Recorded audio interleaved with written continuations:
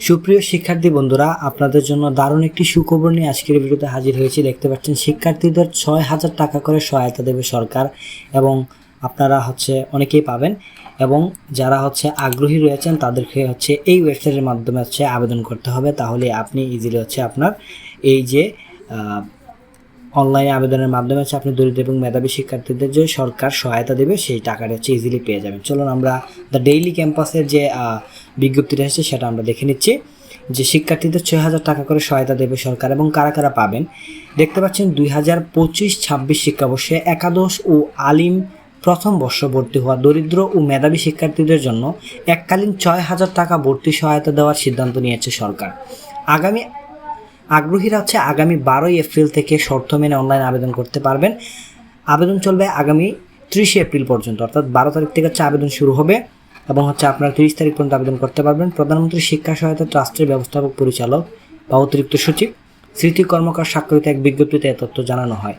বিজ্ঞপ্তিতে বলা হয়েছে, মাধ্যমিক ও উচ্চ মাধ্যমিক শিক্ষা অধিদপ্তর, কারিগরি শিক্ষা অধিদপ্তর এবং মাদ্রাসা শিক্ষা অধিদপ্তরের অধীনে দেশের সব সরকারি ও বেসরকারি শিক্ষা প্রতিষ্ঠানের একাদশ ও আলিম প্রথম বর্ষ ভর্তিকৃত শিক্ষার্থীরা এই সহায়তার জন্য যোগ্য বিবেচিত হবে।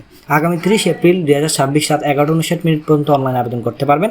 আপনারা যারা আবেদন করতে ইচ্ছুক বা যারা এই যোগ্যতার মধ্যে পড়েন বা যাদের এই রুলসের মধ্যে পড়েন তারা আবেদন করবেন এবং আবেদন করতে হবে এই ওয়েবসাইটের মাধ্যমে। এই যে এখান থেকে আমি আপনারা যদি চান তাহলে আপনাদেরকে আবেদন প্রসেসটা দেখিয়ে দেবো। আপনারা কমেন্টে জানাবেন এই ভিডিওর কমেন্ট বক্সে।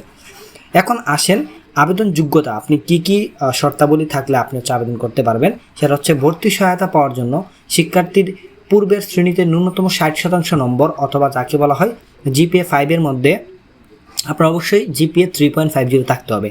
এতে বলা হয়েছে অভিভাবকের বার্ষিক আয় হতে হবে ৩ লাখ টাকার কম, অর্থাৎ বছরে ৩ লাখ টাকার আয়ের কম হতে হবে।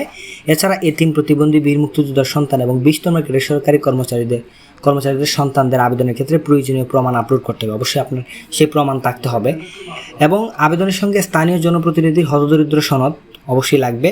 প্রতিষ্ঠান প্রদানের প্রত্যয়নপত্র, জন্ম নিবন্ধন, পিতামাতার NID এবং অনলাইন ব্যাংক অ্যাকাউন্টের তথ্যের স্পষ্ট কপি আবশ্যিকভাবে সংযুক্ত করতে হবে।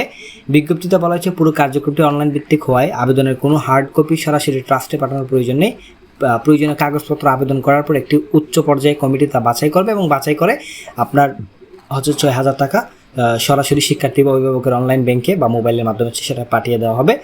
এবং আপনারা যারা আবেদন করতে ইচ্ছুক তারা এই ওয়েবসাইটের মধ্যে আবেদন করবেন, যে eservice.pmet। এই যে দেখতে পাচ্ছেন ভর্তি সহায়তা দরিদ্র মেধাবী শিক্ষার্থীদের জন্য যে এটা রয়েছে, এখানে আপনারা বিস্তারিত দেখতে পারবেন।